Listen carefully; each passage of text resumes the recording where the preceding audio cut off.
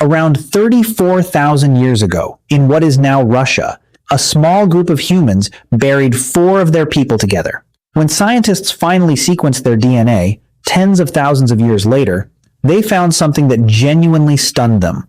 These 4 people, living in a tiny, isolated community, in the freezing edge of Ice Age Europe, were barely related to each other. At most, the closest of them were second cousins. Even 2 children buried head-to-head in the same grave were not siblings. That should have been almost impossible, because in a group that small, in a world that empty, the math says everyone should have been closely related. Everyone should have been marrying their cousins, their half-siblings, their nieces and nephews, simply because there was nobody else around. And yet they weren't, which means these people, who had no concept of DNA, no idea what a gene was, no way of knowing why inbreeding was dangerous, had somehow already solved one of the deadliest problems a small population can face. This is the story of how early humans avoided inbreeding for tens of thousands of years without understanding a single thing about genetics. And the answer is far stranger and far more clever than just dumb luck. Because here's the thing nobody tells you. The fact that you exist at all, that your bloodline made it across hundreds of thousands of years of tiny, scattered, isolated human bands, is itself a kind of miracle. The odds were stacked against it. And the way our ancestors beat those odds reveals something deep about how humans are built. Let's start with the problem. Because to understand how clever the solution was, you have to understand just how bad the problem really is. Inbreeding is dangerous, and the reason is hidden in the way your genes work. You carry 2 copies of almost every gene, one from your mother, one from your father. Most harmful mutations are recessive, which means they only cause problems when you inherit 2 broken copies of the same gene. If you get 1 broken copy and 1 working copy, the working one usually covers for it. You'd never even know the broken one was there. Now here's the catch. Every single person walking around today, including you, is carrying a handful of these hidden broken genes. Estimates suggest each of us carries something like 1 to 2 recessive mutations that would be lethal or seriously harmful if doubled up. You don't notice them because your other copy is fine. They're silent passengers. But when 2 closely related people have a child, the danger explodes. Relatives share large chunks of their DNA, which means they tend to carry the same broken genes inherited from the same recent ancestor. So when relatives reproduce, the chance that a child gets 2 broken copies of the same gene shoots up dramatically. That's why inbreeding leads to higher rates of genetic disorders, infant death, weakened immune systems, and reduced fertility. Over generations, in a closed group, those problems stack on top of each other and compound. Geneticists have a name for this slow-motion collapse. They call it inbreeding depression. A population caught in it can quietly spiral toward extinction. And here's the part that should worry you on behalf of your ancestors. Early human groups were exactly the kind of population most at risk. Small, isolated, spread thin across enormous landscapes. A single band might be 25, 30, maybe 50 people. The nearest other group could be days of dangerous travel away. In a setup like that, inbreeding isn't a risk. It's the default outcome. It's what should have happened, again and again, until the broken genes piled up and the line died out. So how did they avoid it? They didn't have geneticists. They didn't have a single word for chromosome. They couldn't see the danger coming, and yet overwhelmingly, they dodged it. The answer comes in layers. And the first layer is the most surprising because it isn't a choice at all. It's an instinct. Let's talk about something called the Westermarck effect. In the 1800s, a Finnish researcher named Edvard Westermarck proposed something that sounded backwards at the time. He suggested that humans develop a powerful, automatic sexual aversion toward the people they grow up around in early childhood. Not because anyone teaches them to, not because of any rule, but because the brain, during the first few years of life, quietly tags the people it's constantly around as family. And once someone is tagged as family, the brain switches off sexual attraction toward them permanently. Think about that for a second. Your brain has a built-in incest alarm, and it runs entirely on autopilot. It doesn't ask whether you're actually related to the people you grew up with. It just assumes that the children you spent your earliest years living beside are your siblings, and it shuts down attraction accordingly. It's not reasoning, It's not morality. It's a reflex, as automatic as flinching from a hot stove. And we have remarkable real-world evidence that this is true. There are two famous natural experiments that show it in action. The first comes from Israeli kibbutzim, the communal settlements where, for decades, unrelated children were raised together in large, mixed groups, almost like one giant set of siblings. They grew up side by side from infancy. Now, by every logic, these were ideal romantic partners. Same community, same values, parents who would have happily approved. And yet, when researchers studied thousands of these children as adults, they found something striking. Among the children raised together in the same peer group, from early childhood, marriages were almost non-existent. Not because of any rule against it, they simply weren't attracted to each other. Their brains had filed each other under family, and that was that. The second case comes from a Taiwanese marriage custom studied by the anthropologist Arthur Wolf. In a practice sometimes called minor marriage, families would adopt a young girl and raise her alongside the son she was eventually expected to marry. They grew up together from childhood, then married as adults. And these marriages, the data showed, were strikingly troubled. They produced fewer children. They had higher rates of divorce and affairs. The couples often reported a deep reluctance toward each other, because the Westermarck effect had already done its work. The brain had tagged them as siblings long before the wedding, and no ceremony could undo that. So the very first line of defense against inbreeding wasn't knowledge. It was a feeling, a deep, wordless aversion built into the developing human brain, quietly steering people away from the partners most likely to be their relatives. Our ancestors didn't avoid inbreeding because they understood the danger. They avoided it because their own minds made the idea feel wrong. But instinct alone isn't enough, and this is where it gets interesting. Because the Westermarck effect has a limit. It only protects you from the people you actually grew up with. It does nothing about the cousin in the next valley you've never met, or the relative two bands over who you have no childhood memory of. Instinct handles the people right in front of you. Something else had to handle the bigger picture. And that something was social structure. Here's where we come back to those people buried at Sunghir, the ones who turned out to be barely related. The researchers who studied them concluded that this wasn't an accident. These weren't four people who just happened to be unrelated. They were evidence of a system, a network. The early humans of Upper Paleolithic Europe appear to have been deliberately connected to a much wider web of groups, and they exchanged partners across that web. A band wasn't a sealed box. It was one node in a sprawling social network, and people, especially young adults, moved between the nodes. This is something anthropologists see again and again when they study living hunter-gatherer societies, which give us our best window into how ancient people likely lived. Almost universally, these societies practice something called exogamy. It's a simple idea with a long name. Exogamy means you must find your partner outside your own immediate group. You marry out. The rules vary enormously from culture to culture. Some trace family through the mother's line, some through the father's. Some have elaborate systems sorting everyone into named groups that can or cannot intermarry.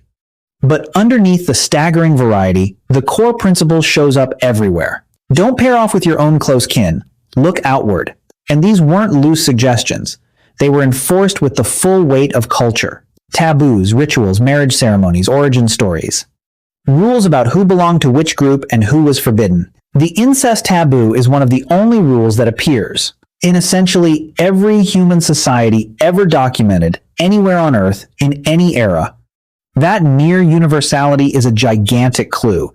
It tells you this isn't a local invention. It's something humans reach for everywhere, as if pulled toward it. And the systems some of these societies built to enforce it are genuinely jaw-dropping in their sophistication.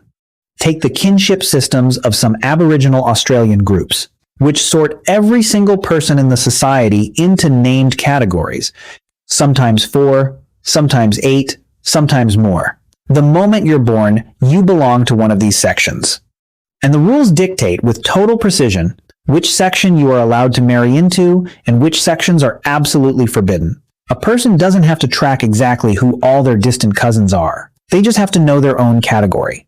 And the category of the person across from them. And the system does the rest. It's an elegant, portable, human-scale algorithm for avoiding inbreeding, running on nothing but memory and tradition, invented and refined by people who had never heard the word genetics. Anthropologists who first encountered these systems sometimes spent years just trying to map them, because they were more complex than the rules of most board games. Stone Age societies, it turns out, were running social software that would make a modern bureaucrat sweat. And notice what these systems are really doing. They're solving the exact problem the Westermarck effect can't reach. Your instincts protect you from the relatives you grew up beside. The kinship rules protect you from the relatives you've never met, the ones whose faces wouldn't trigger any aversion at all, because the category system reaches out across the entire network and tells you in advance who is off limits. Instinct guards the inner circle. Culture guards everything beyond it. Now here's the question that should be sitting in the back of your mind. If these ancient people didn't understand genetics, didn't know about recessive genes or inbreeding depression, then why did they make these rules? How do you invent a law against a danger you can't even see? And the answer is that you don't have to see the gene to see the result. Imagine you're living thousands of years ago. You don't know what DNA is, but you are extraordinarily observant because your survival depends on it. And over generations, your people notice a pattern. The families that keep to themselves, that pair off brother with sister, cousin with cousin, those families have more children who are born sick, more who don't survive, more who can't have children of their own. Meanwhile, the families that bring in partners from far away, from other bands, those families seem stronger, healthier, more fertile. You don't need the theory to see the outcome. You just need to watch, remember, and pass on what you learned. The knowledge gets encoded, not as biology, but as story and rule and tradition. Marry out. Don't lie with your kin. Bring in the stranger. The reason gets lost or wrapped in myth, but the rule survives because the groups that followed it survived, and the groups that didn't often didn't. This is one of the most powerful ideas in all of human history, and it's worth slowing down for. Culture can be smarter than any individual person in it. A tradition can carry knowledge that nobody alive actually understands. The rule against marrying your cousin can protect a population from genetic collapse, even when not one single person in that population has any idea what a gene is. The wisdom isn't in anyone's head. It's in the system itself, refined over thousands of years, by the brutal filter of who survived and who didn't. There's another piece of evidence worth pausing on, because it shows just how deep this goes. When researchers studied the DNA of early farming communities and hunter-gatherers across ancient Europe and Asia, they kept finding the same thing the Sunghir burials showed. Genome after genome, from group after group, revealed surprisingly low levels of inbreeding, even in populations that were small, even in places that were remote, even tens of thousands of years ago. The signature of close-kin mating was the exception, not the rule. This wasn't one lucky community in Russia. It was a pattern stretching across the ancient world. Whatever our ancestors were doing, they were doing it almost everywhere. And they were doing it consistently, for an astonishingly long time. And there's a third layer, working alongside instinct and culture. The simple physical movement of bodies across the landscape. Early human groups weren't static. They were mobile, constantly. Bands split when they got too big. They merged with others at certain times of year. There were gatherings, seasonal meeting points where multiple groups came together to trade, to celebrate, to share news, and crucially, to find partners. Think of it as the original social mixer.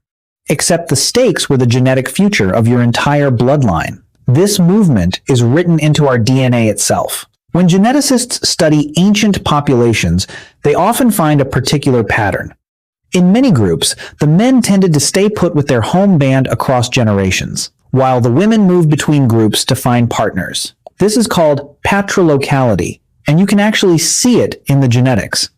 The Y chromosome, passed father to son, stays relatively local and consistent in a region. But mitochondrial DNA, passed mother to child, shows much more variety, because the women carrying it came from all over. The land remembers, in our genes, the footsteps of women, who left the only home they'd ever known to join a band of strangers, and in doing so, kept the whole species genetically healthy. Think about what that actually meant for a real human being. Somewhere, countless times across prehistory, a young person, often a young woman, said goodbye to her family, to everyone who had ever fed her and protected her, and walked away across dangerous open country to live among people she had never met. That took courage we can barely imagine. She wasn't thinking about genetic diversity. She had no words for it. She was following custom, or seeking opportunity, or simply doing what her people had always done. But the cumulative effect of millions of those journeys, repeated for tens of thousands of years, was a species that stayed vital, varied, and strong. Now, let's be honest, because the channel always is. Did inbreeding ever happen? Of course it did. Always. Somewhere. We have clear genetic evidence of it. Some ancient lineages show the unmistakable signature of close relatives reproducing, sometimes because a group was so isolated, there genuinely was no other choice. And famously, our cousins the Neanderthals show signs of significant inbreeding in some populations. One Neanderthal individual's genome revealed that her parents were as closely related as half-siblings, and that inbreeding may have been routine in her small, scattered world. Some researchers have wondered whether this difference mattered, whether the sophisticated mating networks of modern humans, the deliberate reaching outward, the exchange of partners across vast social webs, gave our species an edge that other human species lacked. Whether Neanderthals, trapped in smaller and more isolated pockets, paid a quiet genetic price for it over thousands of years. It's not proven. Scientists are careful here because Neanderthals may simply have had fewer options. But it's a haunting possibility that one of the reasons we are here telling this story, and they are not, is that our ancestors were better at the strange, invisible art of marrying strangers. So when you put all three layers together, the picture is breathtaking. Instinct, the Westermarck effect, steering us away from the family right beside us without a single conscious thought. Culture, the incest taboo, and the rules of exogamy, capturing hard-won wisdom that no individual fully understood and passing it down through story and ceremony. And mobility, the endless movement of people, especially women, across the landscape, stitching scattered bands into one vast, interconnected, genetically healthy whole. None of it required understanding. That's the astonishing part.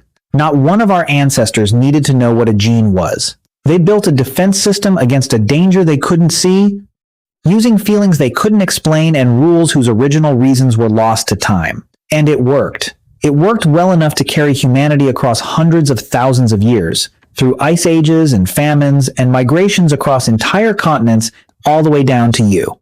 And that's the thing I keep coming back to. We tend to imagine ourselves as the smart ones, the ones with the science, the ones who finally understand. And we do understand more now, that's true. But understanding came late.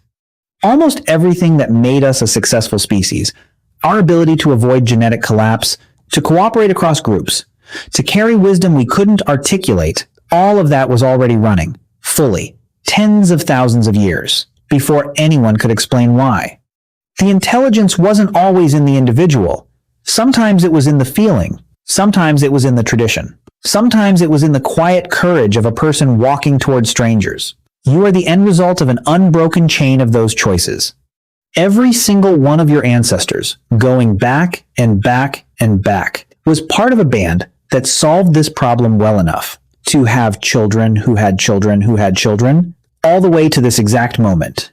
Not one link in that chain failed. If it had, you wouldn't be here. So here's my last question for you. We like to think we make our own choices, freely, rationally, all by ourselves. But how much of what feels like a personal feeling, an attraction, an aversion, a sense that something is right or wrong, is actually ancient machinery running quietly underneath you, shaped over hundreds of thousands of years to keep your bloodline alive? How much of you was decided long before you were born? Let me know in the comments. I genuinely want to hear what you think. Until then, take care of yourselves, and I'll see you soon.